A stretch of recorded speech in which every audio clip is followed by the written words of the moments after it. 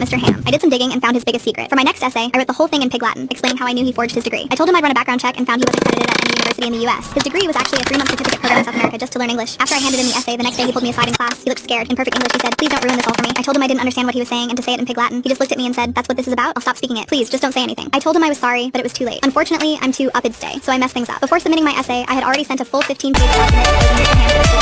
Eventually, Mr. Ham stopped showing up and started getting substitutes. Teachers started giving me weird looks because I basically put him out of a job. If you look up Mr. Ham's real name online, you won't find anything. Just because I'm nosy, I reverse image searched his name, and it turns out he's now working at a factory with the same people he used to call Eupids Day. If you don't want to wait for part 2, you can watch the full story on my YouTube channel. Click on the link in my profile or search for Broken Stories on YouTube.